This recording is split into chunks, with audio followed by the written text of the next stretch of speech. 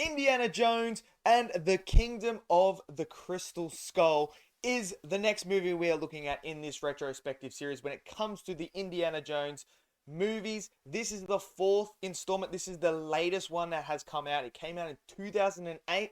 Spielberg is back directing it. Harrison Ford is back starring as Indiana Jones. And we're going to talk about it. So let me know your thoughts down in the comment section below. What did you guys all think of this one? Did you love it? Did you hate it? I know some people don't like this one. I know some people do love this one. Very interested to hear why and what your reasonings are. Smash it down there. Smash that like button. Click subscribe. And let's talk about this Indiana Jones film right now.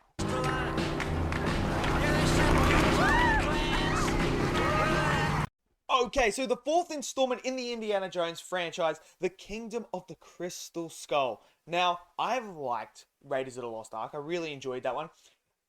I didn't mind Temple of Doom. I do think so far it was the weakest out of the first three.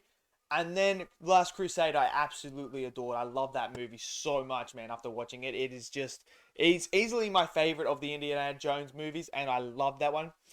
And I know now, with The Kingdom of the Crystal Skull, a lot of people have been telling me that this one doesn't exist. It's one of those ones. So, like, for instance, I'm a Star Wars fan, and I don't like Lost Jedi, so I kind of want to, and Rise of Skywalker, so I kind of just don't want them to exist. So I feel like that's what some people are like when it comes to these movies in Indiana Jones films. This movie in particular, I know I've had people tell me it's horrible, they don't like it. I know some people have said it's absolutely fantastic, they loved it. So, what are my initial first thoughts when watching this movie? Because I hadn't seen it. I had not seen any of these Indiana Jones movies. I've been watching them because the new one's coming out.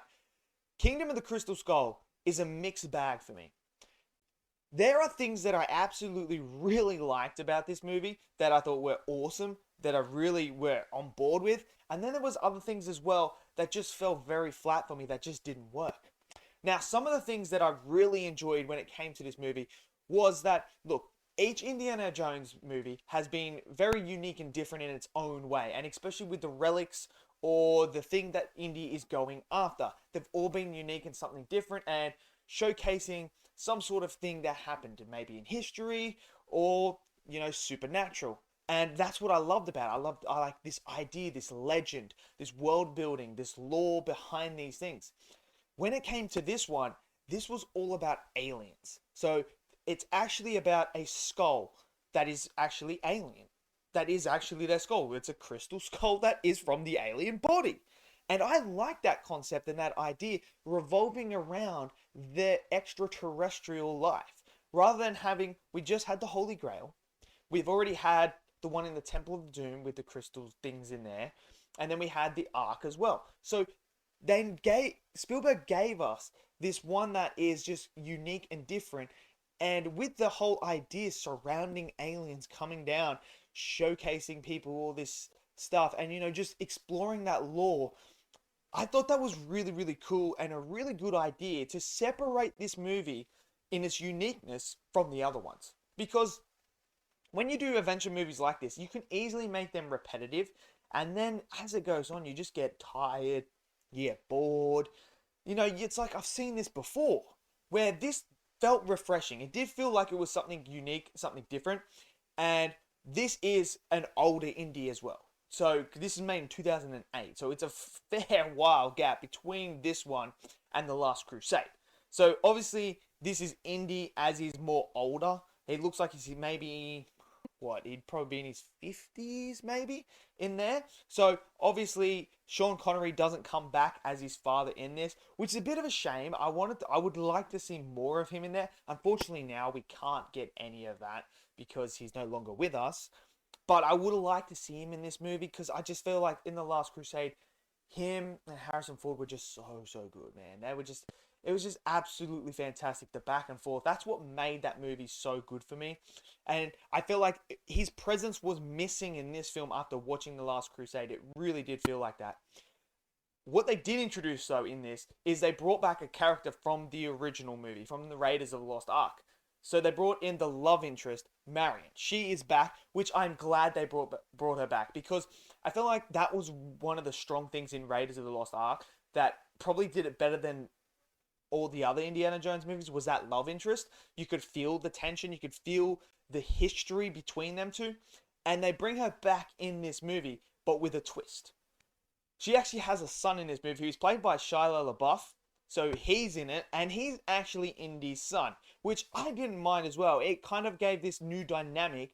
So obviously, you're not going to have. Obviously, they killed off his dad. They killed off Indy's dad.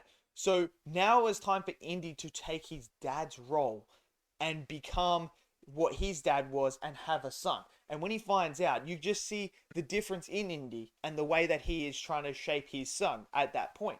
And I love the dynamic between them in this movie. That to me worked as well. I really enjoyed that. And then you mix in the alien sort of stuff, how they're going on this adventure together.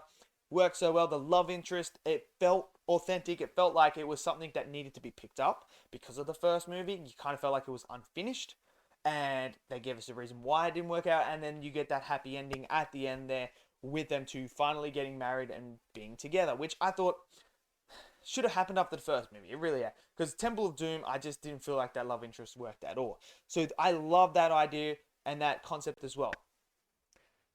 I thought also the music again, John Williams is just absolutely fantastic. It's just brilliant. It is. It really is. And the adventure itself, I really enjoyed the adventure, going on this adventure to find the Crystal Skull and put it back. I thought that was all great. Now, some of the things that didn't work for me in this movie, the villains. Now, I like Cate Blanchett. I think she's absolutely fantastic. She's absolutely amazing as Hela in the Thor Ragnarok movie. She's fantastic at playing villains. She's world-class actress. But I felt like the villains here were very one-dimensional and weak.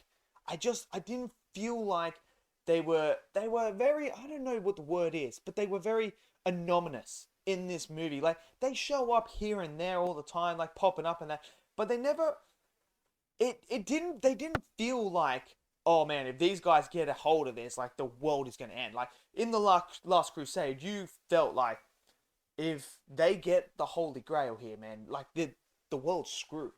Like they're screwed. So Indy has to get there first, and you're like, you got those stakes going on. Here, they just didn't feel like any stakes or anything like that. And I feel like that's because of the motivation of them. It was lacking. I feel like you could have gone in a bit more depth to what this Crystal Skull could potentially do. Maybe show us when at the end there, with that big sequence where Cate Blanchett's character is standing there and the alien is there and it's funneling the knowledge into it. Show us the things that they are sending to her. And, you know, maybe just give us a little bit of like, oh, okay, so that's what she was after. But now I just feel like it just felt weird. It just didn't work. And they're so one-dimensional in this movie. And that, to me, hurt the film quite a lot. And every time they're on screen, I was just kind of like, whatever. It is what it is. Another thing that didn't work for me is, look, I gave the other ones a pass. Because they were made in the 80s and that. Obviously, the technology wasn't there. This was made in 2008. Now, this is a big blockbuster by this time.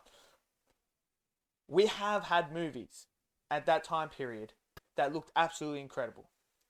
Iron Man came out a year later, and it looked absolutely incredible.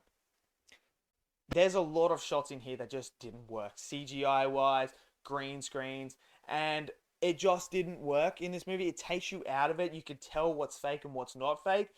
Now, if this was made in the 80s, I'd give it a pass. I really would. But it's 2008. This is when you had things like Batman Begins coming out. You had what other ones? There was other ones coming out as well. So you had these other movies that were looking decent as well for that time period as well with the CGI. Like just think of Avatar was a year after this as well. So there's no excuse for it to not look at least very decent. And I just feel like some of the shots didn't work. Like the budget was 185 million or something like that was the budget. So it's not a low budget film or anything like that. This was a big blockbuster. And so I feel like that just, it takes you out here and there. So for me, that didn't work. Some of the stuff that happens in this movie is just outrageously makes no sense. Logically does not make any sense at all. At least with the first ones, they had some logic to them. It actually felt like, okay, yeah, that kind of works. I can see that. And you also add in the time period and that cheesy, yeah, okay, I can get by that. This one, though, it just, there's like the waterfall scenes, man, they just, the boat just, the car boat thing never tips. The wheel cutting through the engine of the car and it's still being able to go. Shia LaBeouf's character, Henry, just swinging through through the trees like Tarzan. At that point, I was just like, okay, catching them at the same time somehow, catching them and just swinging out of nowhere.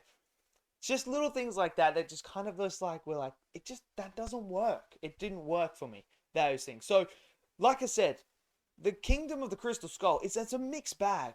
There are things that I absolutely love. Like, I love the whole sci-fi element. Like, that's what I love about these movies, is they take these elements like this Temple of Doom. Even though I don't like Temple of Doom as much as the other ones, I still think it's a decent film.